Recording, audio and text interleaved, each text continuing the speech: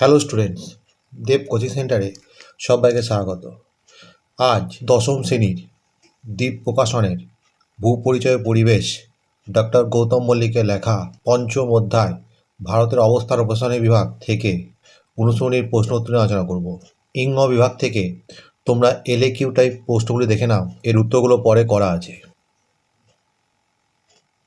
আজকের প্রথম প্রশ্ন দেখো, ভারতের স্বাভাবিক উদ্ভিদের ভৌগোলিক বন্টন উদাহরণ দিয়ে বুঝিয়ে দাও। এর উত্তর লিখবে, ভারতের স্বাভাবিক উদ্ভিদের বন্টন উষ্ণতা, বৃষ্টিপাত, বায়ুপ্রবাহ, সূর্যকিরণ, আর্দ্রতা ইত্যাদি জলবায়ুর উপাদানগুলির দ্বারা প্রভাবিত হয়। ভারতের বিভিন্ন অংশে এই জলবায়ুর উপাদানগুলির তারতম্যের ফলে 5 প্রকার স্বাভাবিক উদ্ভিদ দেখা যায়, যথা 1.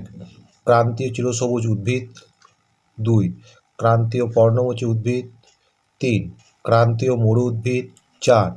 পার্বত্য উদ্ভিদ এবং 5. ম্যানগ্রোভ। ভারতের স্বাভাবিক উদ্ভিদের ভৌগোলিক বন্টন সম্পর্কে আলোচনা করা হলো। 1 নম্বর পয়েন্ট দেবে ক্রান্তীয় চিরসবুজ উদ্ভিদ। অবস্থান: পশ্চিমঘাট পর্বতের পশ্চিম ঢাল, পূর্ব হিমালয়ের তরাই অঞ্চল, পূর্বাচল এবং আন্দামান ও নিকোবর দ্বীপপুঞ্জ এবং আন্দামান ও নিকোবর দ্বীপপুঞ্জের যেসব অংশে বার্ষিক 250 সেন্টিমিটার বা তার বেশি বৃষ্টিপাত হয় সেখানে ক্রান্তীয় চিরসবুজ উদ্ভিদ দেখা যায়। সৃষ্টির কারণ: 1. এইসব অঞ্চলে সারা বছর ধরে প্রচুর বৃষ্টিপাত হয় এবং বার্ষিক উষ্ণতার গড় থাকে প্রায় 27 ডিগ্রি সেন্টিগ্রেড।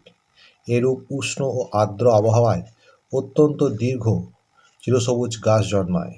ঘন অরণ্যে সূর্যালোক পাওয়ার আশায় গাছগুলি উপর দিকে ক্রমশ বেড়ে ওঠে। 2.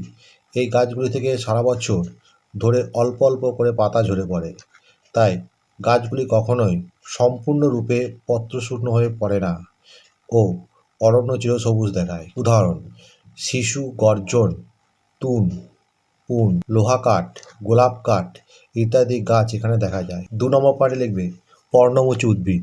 অবস্থান: ভারতের বার্ষিক 100 থেকে 150 সেন্টিমিটার বৃষ্টিপাতযুক্ত অঞ্চলে, যেমন ঝাড়খণ্ড, উড়িষ্যা, পশ্চিমবঙ্গ, কর্ণাটক, ছত্তিশগড়, মধ্যপ্রদেশ, মহারাষ্ট্র প্রভৃতি রাজ্যের মালভূমি অঞ্চল, অসম, গঙ্গা সমভূমি প্রভৃতি এলাকা পর্ণমোচী বা পাতাঝরা উদ্ভিদ জন্মায়। সৃষ্টির কারণ: এই অঞ্চলে বৃষ্টিপাত সম্পূর্ণরূপে ঋতুভিত্তিক। শীতকালে বৃষ্টিপাতের অভাবে গাছের সঞ্চিত জল বাষ্পমোচন পাতা দিয়ে যাতে বেরোতে না পারে, সেই কারণে অধিকাংশ গাছই পত্রশূন্য হয়ে পড়ে, তাই এগুলিকে পর্ণমোচী বা পাতাঝরা উদ্ভিদ বলে।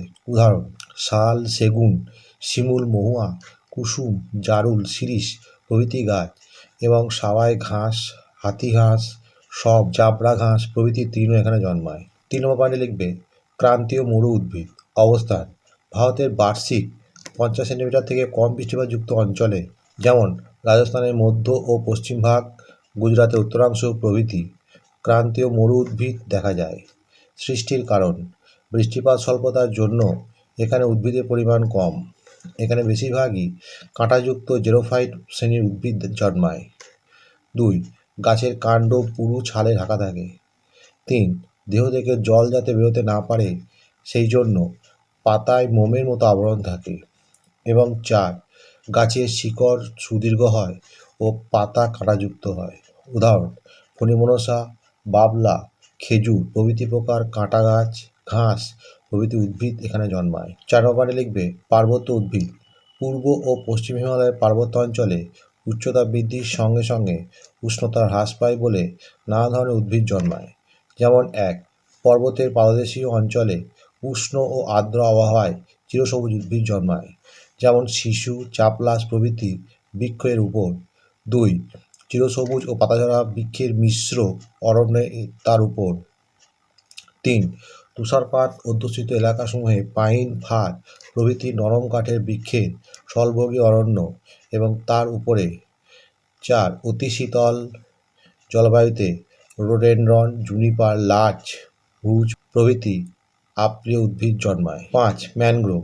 গঙ্গার বদ্বীপের দক্ষিণাংশে, সুন্দরবন অঞ্চলের মহানদী গোদাবরী, কৃষ্ণা, কাবেরী প্রভৃতি নদীর বদ্বীপ এলাকায় এবং আন্দামান ও নিকোবর দ্বীপপুঞ্জ উপকূলে উষ্ণ আর্দ্র আবহাওয়া, নিয়মিত জোয়ার ভাটা, জলময় পরিবেশ ও লবণাক্ত মৃত্তিকার জন্য শ্বাসমূল ও ঠেসমূলযুক্ত বিশেষ এক ধরনের উদ্ভিদ জন্মায়।